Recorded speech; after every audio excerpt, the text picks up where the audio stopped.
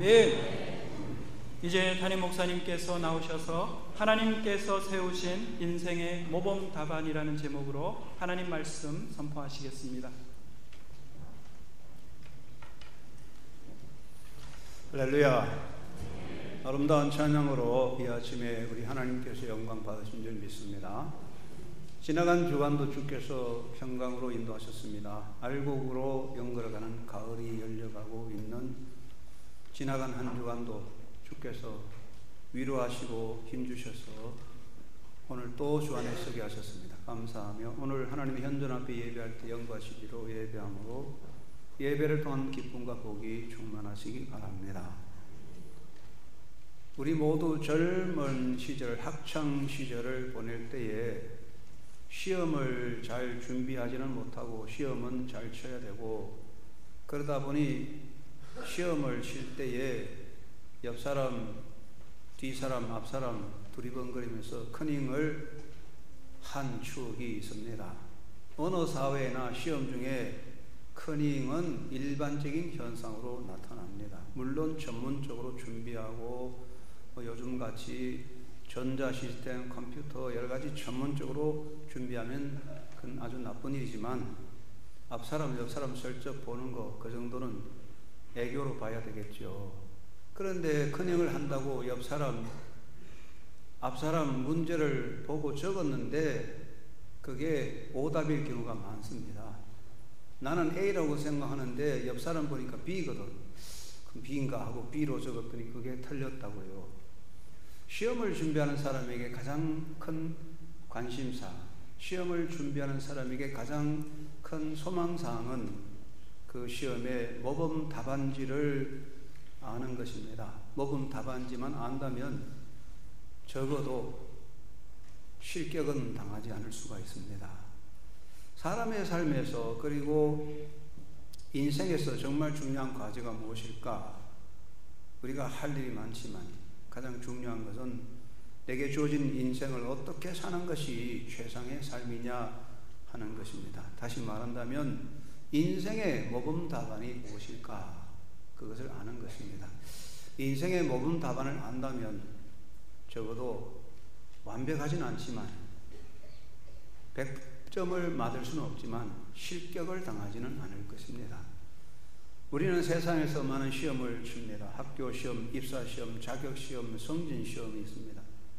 이러한 시험에서 최상의 점수를 얻고 인생관계, 인간관계, 처세술, 삶의 요령에서 항상 베스트 포인트를 얻는다고 해도 정말 중요한 것, 인생의 모범 답안에 관하여 아는 것이 없고 무지하다면 그 결과는 인생의 실격자가 되는 것입니다.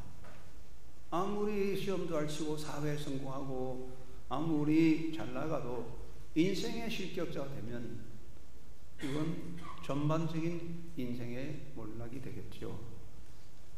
비록 우리가 자질구레한 시험에서 남보다 뒤떨어지고 항상 학교에서 뒤돌아서 해서 1등 한다 할지라도 그저 인생의 모범 답안을 알고 그것으로만 가면 결과는 성공자가 되고 행복자가 되는 것입니다. 여러분의 인생에서 여러분은 과연 인생의 모범 답안을 알고 있는 것인지, 그 모범 답안에 의하여 여러분의 인생은 몇 점을 얻을 수 있는지 한번 돌아볼 필요가 있습니다. 사람들은 사는 동안에 굉장히 바빠요. 요즘 사람들이 바쁜 것이 입에 붙었어요. 많은 것을 배웁니다. 어려서부터 그저 눈 뜨면 배웁니다. 왜냐? 인생의 실패자가 안 되고 앞서가려고 배웁니다. 어떤 일에는 어떤 것에 집념하여 거기에 집착하여 인생의 모든 시간을 바칩니다. 그러나 정말 중요한 것 한 가지는 사람들이 소홀히 여깁니다. 정작 알아야 될 것, 중요한 것, 그것은 인생의 모범 답안인데 사람들은 이것에 대해서는 자꾸 소홀히 여기고 뒷전으로 밀어내어 놓고 있습니다. 왜 사람들이 인생의 모범 답안에 대해서 그렇게 소홀히 여길까? 사람들이 너무 현실적인 삶에 치중하기 때문입니다. 우리가 이 현실의 삶에 매여 살다 보니 모범 답안에 관심이 없어요. 지금 배고픈데 내일 무슨 문제냐? 지금 즐거운데 내일이 무슨 걱정이냐? 하는 식으로 하루하루 삶의 그 치중해서 살아갑니다. 그러다 보니까 인생의 모범 답안은 관심이 없습니다. 성경에 나오는 이삭의 아들 에서는 장자로 태어났지만 사냥을 하고 나서 몹시 배가 고파서 배고픈 것을 해결하려고 장자의 명분을 동생에게 넘겨주었습니다. 그래서 히브리서 12장 16절 말씀에 에서를 두고 뭐라고 합니까? 망령된 자라, 영이 망한 자라 그랬어요. 우리가 이 땅에 살 때 현실적인 즐거움, 현실적인 기쁨, 현실적인 쾌락, 현실적인 영화에 집착하다 보니 인생의 정말 모범 답안에 대해서는 관심이 없어지는 것이지요. 그러면 인생은 실격이 될 수 있죠. 또 사람들의 잘못된 생각이 뭐냐? 무엇이든지 최선을 다하면 된다는 생각을 하고 있습니다. 사람이 사는데 과연 얼마나 최선을 다할 수 있을까요? 하나님이 주신 재능과 시간과 삶을 사는데 그 인생에 최선을 다하는 사람이 있겠습니까? 보통 사람을 보면 그저 인간이 하나님이 주신 모든 시간, 재능을 한 50%, 60% 쓰다가 죽는 것 같아요. 아끼고 그저 안 쓰다가 나중에 다 없어지는 것 같아요. 최선을 다하는 건 아름답지만 그러나 여러분 최선을 다한다고 최선이 되는 건 최고의 인생이 되는 건 아닙니다. 경주를 아무리 열심히 달려도 룰을 지키지 않으면 실격입니다. 지금 올림픽에서는 이 마라톤이 그리스 아테네에서 처음 시작됐는데 그 그리스 아테네에서 올림픽이 있었고 그때 마라톤에서 1등한 사람이 그 아테네 동네 우편 배달부였대요. 그 사람이 그 아테네 시의 그 지름길을 알아서 쏠쏠 빠져서 1등 했는데 나중에 그 알고 나서 실격이 됐어요. 우리가 아무리 빨리 가든지 먼저 가도 정한 길을 안 가면 실격이잖아요. 사람들은 생각합니다. 아유, 어떤 종교든지 최선을 다하면 되지. 어떤 종교든지 최선을 다하면 우리가 구원받지 않느냐. 그건 잘못입니다. 최선을 다한다고, 열심히 달린다고 되는 거 아닙니다. 오늘 찬양 때 찬양 잘하셨는데 찬양을 하는 사람이 난 최선을 다한다고 연습도 안 하고 곡도 무시하고 제 마음대로 해버리면 화음이 다 깨져서 못 쓰잖아요. 모범 답안을 따라가지 않으면 안 됩니다.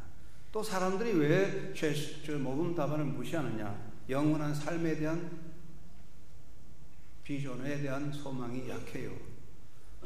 우선 먹기는 꽃감이 달다고 여기 있을 동안 육신에 주어진 삶에 잘 지내고 잘 나가고 마음껏 누리는 거기에 우리가 너무 집착하고 있어요. 우리가 하나님을 믿는 사람 날마다 기도할 때 하나님의 나라를 소망하고 하나님의 나라를 바라보고 천국 소망을 말하지만 실제로 생활 속에서 우리가 현실적인 이 세상의 쾌락과 안일과 자기 만족에 집착하다 보니 하나님의 나라에 대한 소망은 점점 멀어지게 되고 그러다 보니까 인생에 대한 영원한 모범 답안은 우리가 덩하니 여기게 된다고요. 그러다 보면 결국은 마지막에 인생의 실격자가 될 수가 있죠. 사람들은 자기 나름대로 모범 답안을 가지고 있어요. 어떤 사람들은 뭐 인생에서 우리 앞서가신 부모님, 선배, 조상을 모범으로 여기고 우리 조상을 따라 우리 부모님 같이 그렇게 살아야 되겠다. 그런 분도 있고 어떤 분은 성령군자, 지도자의 삶을 모범으로 여깁니다. 학교 교과서에서는 위인전을 가르치고 성년들의 삶을 소개하는 것은 우리가 이렇게 살자 그렇게 가르치는 거 아니겠습니까? 또 성년들의 가르침이나 사상이 있습니다. 성년들의 가르칠 사상 참 위대합니다. 이런 것들이 앞서가신 분들의 삶이나 위대한 지도자 성년들의 삶이나 성년의 가르침이나 사상은 어느 부분에서는 인생의 정답이 되지만 그건 온전한 정답은 될 수가 없습니다. 어느 부분은 정답이지만 많은 부분은 오답입니다. 잘못됐습니다. 시험을 치는데 커닝을 해도 정답을 알고 커닝해야 합격하지. 아무거나 다 뺏기면 실격이 되는 것입니다. 여러분, 이 세상의 인간은 다 불완전합니다. 사람은 사람을 인생의 모범으로 삼을 수가 없어요. 물론 성령군자 위인들이 위대한 삶을 살았습니다. 그들의 가르침이 훌륭하지만 그것은 정답이라고 할 수는 없습니다. 인간은 다 불완전합니다. 결국은 사람이 사람을 따라가면 인생의 실격자가 될 수밖에 없습니다. 그리고 사람은요, 사람들의 올바른 안내자가 아닙니다. 잘못된 안내자가 됩니다. 여러분 여행을 해보신 분은 아시겠지만 여행에서 얼마나 돈을 많이 들이느냐 이런 것도 중요하지만 여행에서 안내자를 잘 만나야 돼요. 안내자를 잘못 만나면 그 여행길의 모든 것을 올바로 수확하지 못하고 실패할 수가 있습니다. 그런데 여러분 우리가 잠시 휴가 여행은 잘못되면 다시 갈 수 있고 다시 돌아갈 수 있지만 2번 갈 수 있지만 인생이라는 삶은 한 번밖에 없어요. 이거 쉽게 가면 되돌릴 수 없는 거예요. 그래서 이 세상에 우리가 바라보는 건 잘못된 안내자다. 잘못된 안내자를 따라가면 반드시 잘못됩니다. 저는 대한민국에서 현대 사회에서 가장 훌륭한 정말 종교인다운 종교인 지도자로서 정말 훌륭한 종교인을 꼽는다면 성철성을 꼽습니다. 불교의 성철성이 있습니다. 대단한 사람이죠. 그분은요, 여러분 잘 아시잖아요. 소개를 많이 해서 아시는데, 그분은요, 20년 동안 두문불출했습니다. 20년 동안 자기 대문 밖을 나가지 않았습니다. 그리고 10년 동안 앉아서 돌을 닦았어요. 눕지 않았어요. 10년 동안입니다. 우리 한영교회 성도들은 예배를 경건하게 잘 드리지만 대체로 교인들 예배하는 거 보면 예배가 1시간 10분 이렇게 진행되는데 설교가 한 30분 35분 하는데 그 짧은 시간 못 견뎌서 움직이고 어떤 사람은 또 핸드폰으로 문자 메시지를 보내고 옆 사람하고 이야기하고 어떤 사람은 또 깊이 졸기도 하고 그러잖아요. 1시간 10분 요 짧은 것도 집념을 가지고 모두 우리가 집중하지 못하는 판인데 아니 10년 동안 눕지 않고 앉아서 돌을 닦을 수 있습니까? 대단한 사람이에요.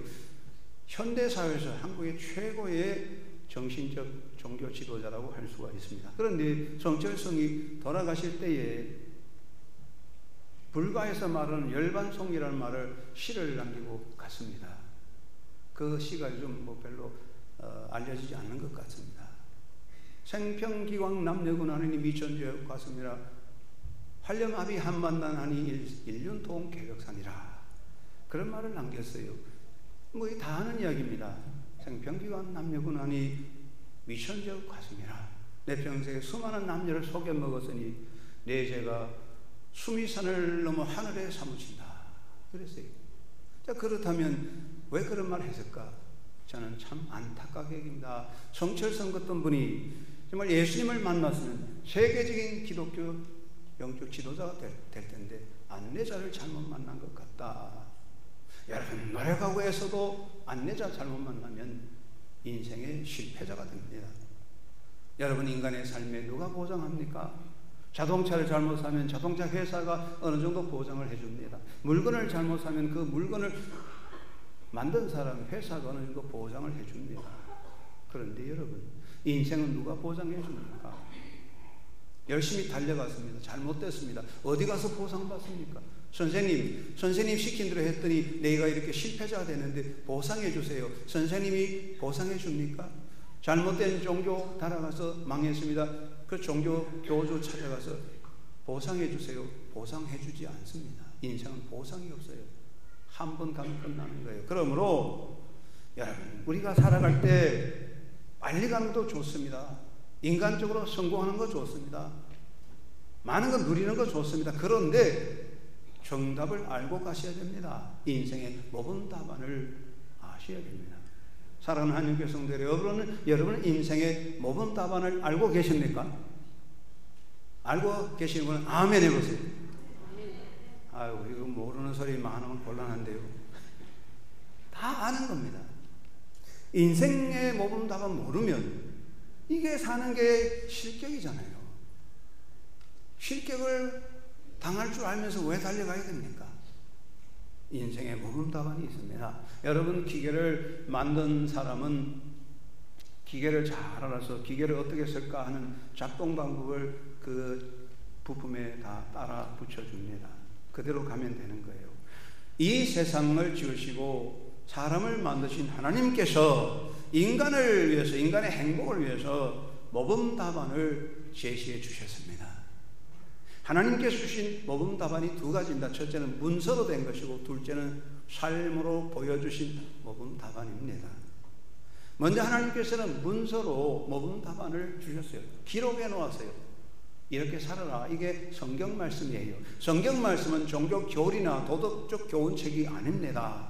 하나님께서 왜 성경 말씀을 주셨느냐? 너희가 이렇게 살아야 생명을 얻고 행복을 누리고 인생의 성공자가 된다는 것을 가르쳐 주시는 인생의 모범 답안이 성경 말씀인 것입니다.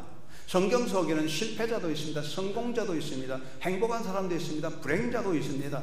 모든 사람들을 통해서 하나님께서는 너희가 이렇게 살아야 된다는 것을 가르쳐 주는 것입니다. 성경 말씀은 인생의 모범 답안입니다. 그러므로 성경 말씀을 따라가면 성공하는 것입니다.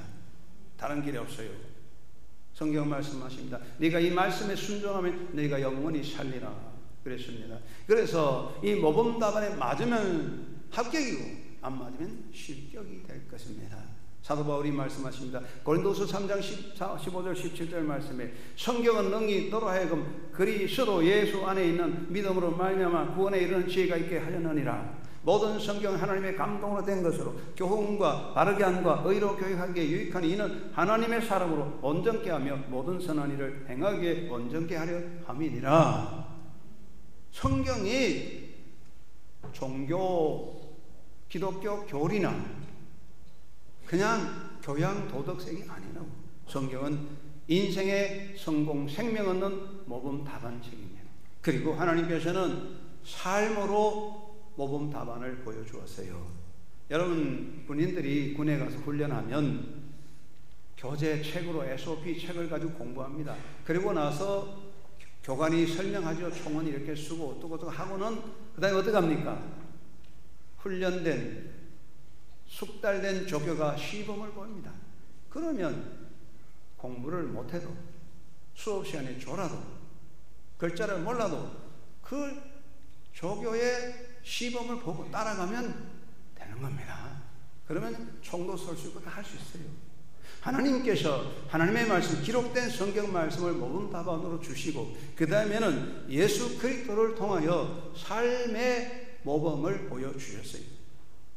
그러니까 아무리 성경을 몰라도 성경을 이해하지 못해도 본을 보여주신, 삶으로 보여주신 예수님을 바라보고 가면은 그게 바로 인생의 모범 답안이니 합격자가 되는 것입니다. 예수님은요, 인류의 메시아로 이 땅에 오셔서 우리를 구원하신 구원의 주님이 되셨습니다. 동시에 예수님은 참 사람이십니다.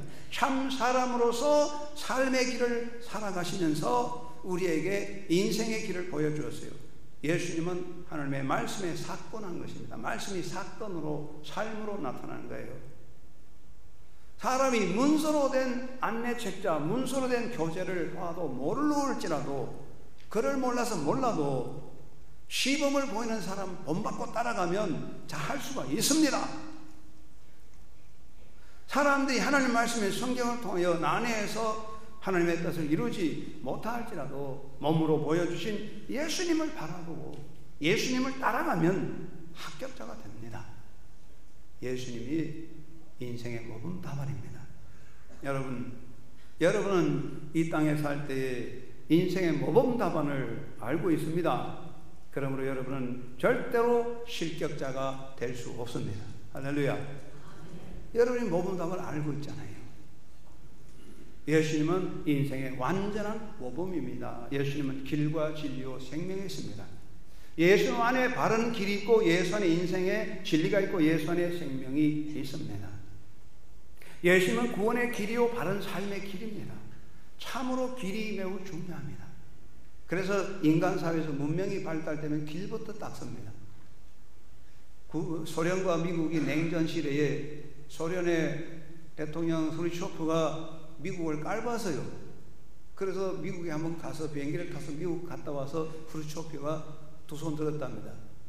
그것은 미국에 가서 비행기를 타고 미국 대륙을 날아가 보니까 고속도로가 미국 전체에 거미줄 같이 연결된 것을 보고 후르초프가 야 우리 소련이 미국보다도 뒤떨어졌다 고백했대요. 길이 중요하잖아요. 길이 있어야 돼요. 길로 가야 되잖아. 그런데 길을 바로 알고 가야지 아무렇게 가면 어디로 가겠습니까? 목적지에 이를 수 없습니다. 그런데 인생에는 성공하는 길과 실패의 길이 있습니다. 행복과 불행의 길이 있습니다. 멸망과 구원의 길이 있습니다. 예수님은 길입니다. 여러분 기억하시기 바랍니다.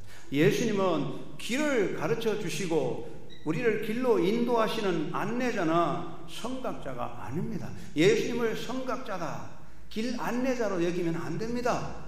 예수님은 길 자체입니다. 내가 곧 길이라. 내가 곧 길이다. 예수님 자체가 길이에요.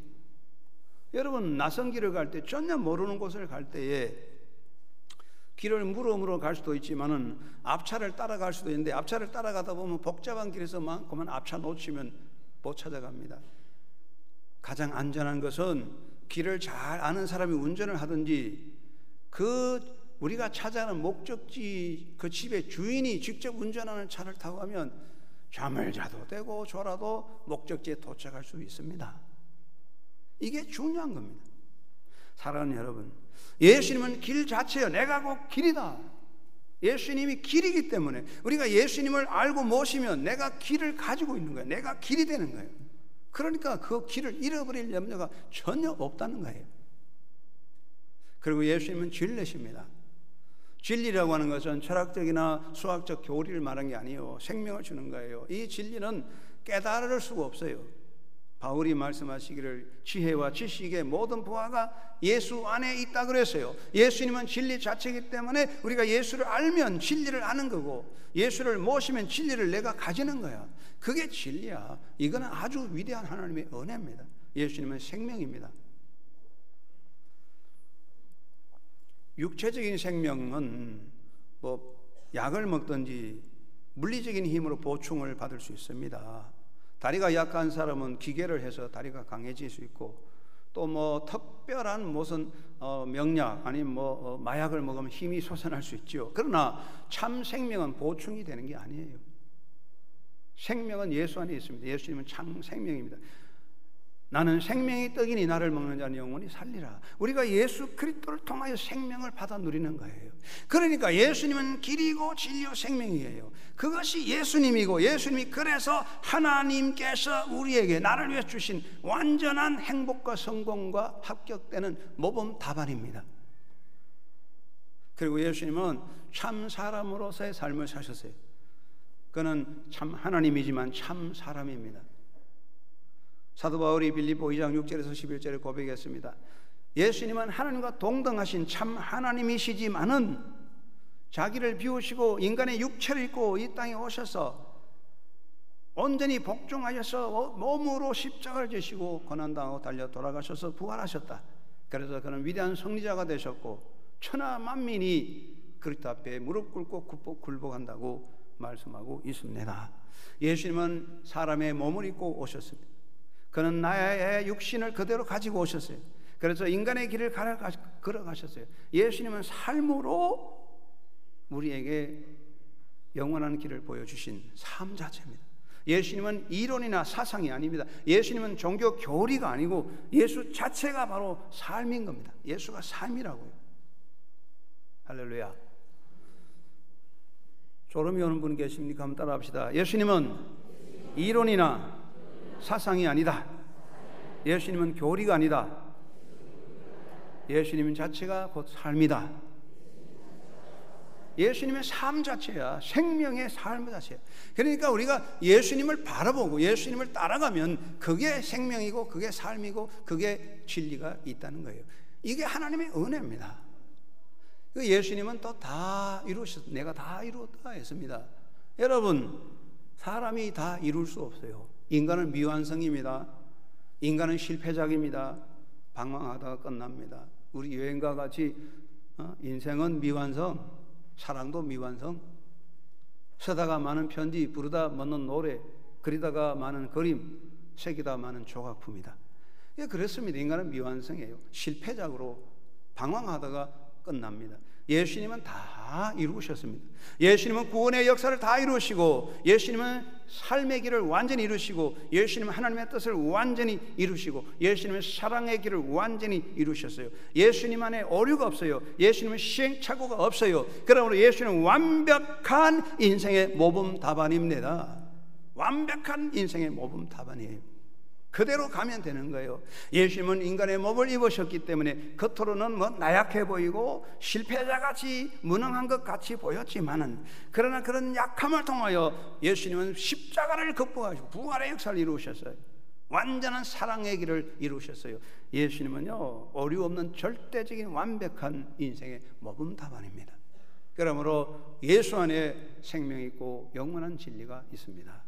우리 한영교회 성도 여러분은, 오늘 여기 있는 분들은 한 사람도 인생의 실격자가 없습니다. 할렐루야. 왜 그렇습니까? 내가 완전하고 난 도덕적으로 나는 하나님 앞에 흠이 없기 때문에 나는 성공하는 것입니까? 아닙니다. 모범 답안을 알고 있기 때문에 실격하지 않습니다.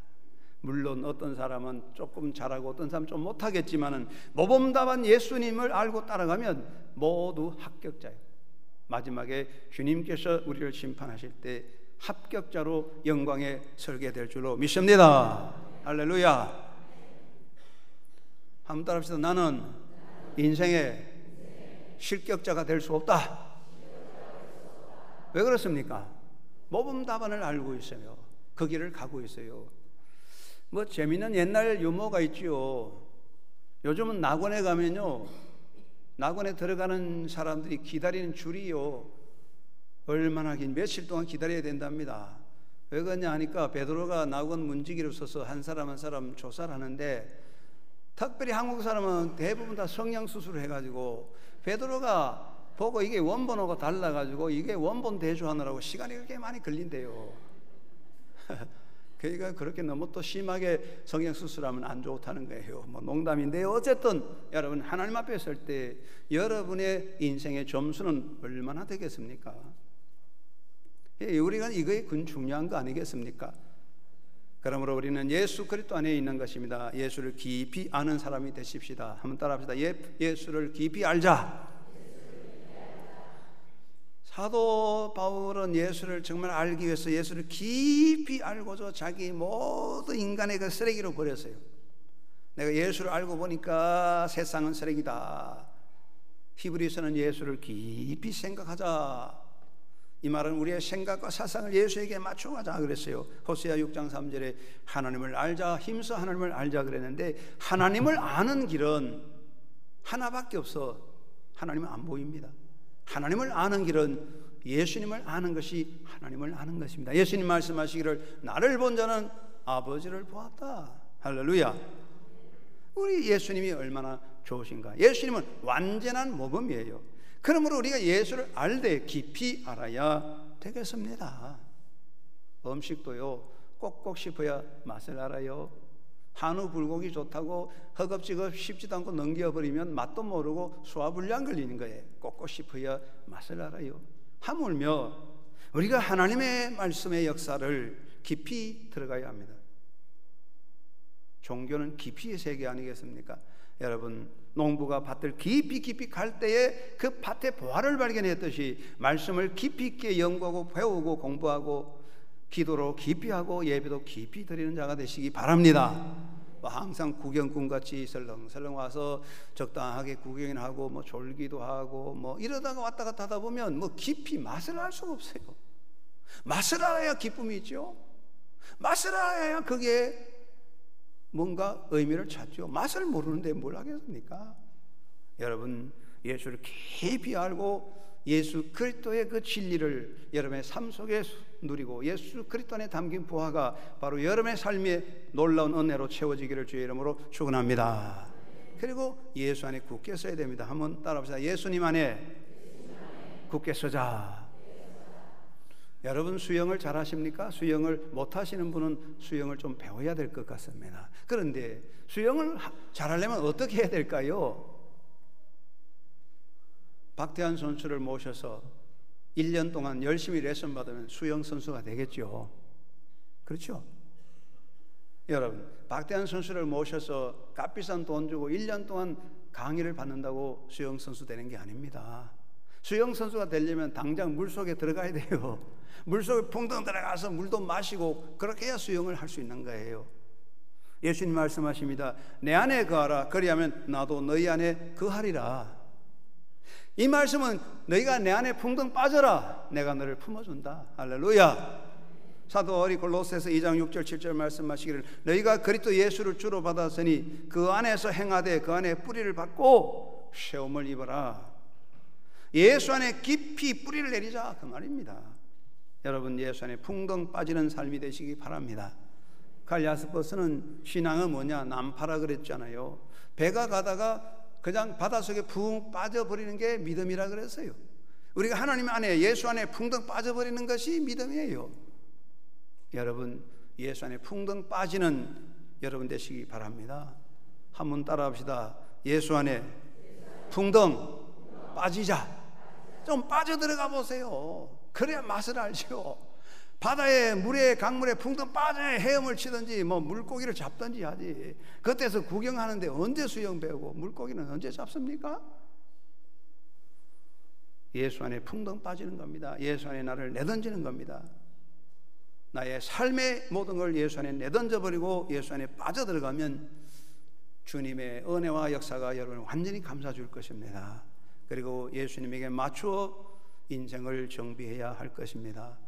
이번 주간의 출석입니다.